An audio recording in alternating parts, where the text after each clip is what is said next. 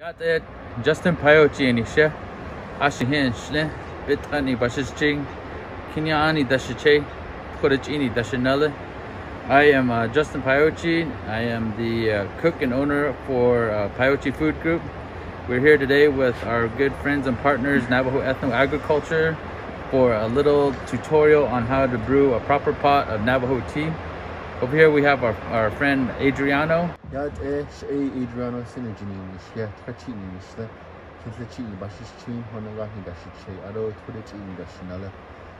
am also a board member with Navajo Ethno Agriculture, and I'll be talking about the plant Navajo tea. Before we get to that, I'm gonna go ahead and get started on a pot of tea for you guys, just to show how we go about doing such things. So in here I have one bundle, which is about 3 strands of the tea plant that we have here.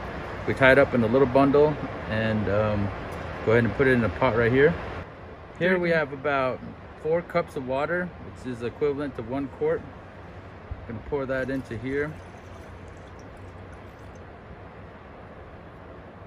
While that's boiling, I just wanted to show that the bundles that we have is more traditionally how Navajos go about doing things. We also have played around with grinding it and coffee grinders and putting it in a little seeper such as that. We're gonna go ahead and let Adriano talk a little bit more about the anatomy of the plant and such. So thank you, Justin. So here we have Navajo tea. In English, Navajo tea, Navajo we say chilohuehe, and then in Latin the genus is Thalasperma, and there are 2 different species that we utilize, and it is also within the sunflower family, the Asteraceae family. So here we have the disc flowers, or the ray flowers at the top. It's a composite flower, and within there we have the seeds. And if you ever find one, or if you ever collected one, if you have it at home, you can go ahead and look in there and you'll see the little black, what we call achenes, and you can utilize these to plant.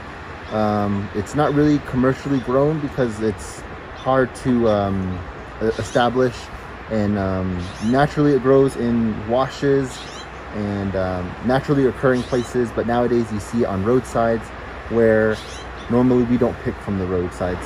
And here we have the jar of the composite flower heads, and here is where the achenes are. So these are dried, and if you ever kind of crush them up and pulverize it, you can get the seeds out. And you normally, when one collects the large strands of the bundles, what they'll do is they'll take the seed heads and they'll kind of put it between their fingers, and then they'll throw it in the area so that it can replant again for next year and years to come.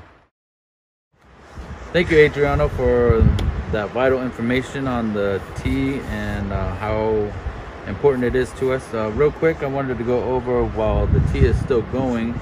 So one of the bundles that we have here that we showed you earlier, if you are out there harvesting your own, about this much is 3 strands or so of the tea plant that we went and picked ourselves. Of course, this is dried. We're in the winter time, it's dried up, but when it's wet, you're gonna go ahead and fold from the one side to the other, and like I said, it's going to be wet, so you can wrap it around itself. And then what happens is you come up with this little tea bundle when it's dried up. So after our tea was done boiling for about 15 to 20 minutes, this is the color that we come out with. Dark brown, pretty red as well. This is traditionally how Navajos enjoy drinking Navajo tea. It's a little darker, has a little bit more flavor. And we just wanted to show you the difference in color with the seeping method, where we ground up the tea and poured boiling water over this and let it sit for about 30 minutes. As you can see, it's a little bit lighter in color. It's not going to have as much flavor as the boiled method that we did, and we just wanted to show you the difference. It's technically not bad, but for more flavor and more traditional ways of enjoying it that Navajos do, this is the way to go. Thank you for watching this video. We hope you found it informative. From Pioche Food Group, we wanted to say thank you for all your support, especially during these times. You can follow us on social media on Facebook and Instagram, Pioche Food Group. We also have a website, www.piochefoodgroup.com. And with Navajo Ethno Agriculture, you can follow us on Facebook and Instagram. And again, our website, navajofarming.org. And thank you, Justin. We wanted to say thank you. Thank you, Adriano. Cheers.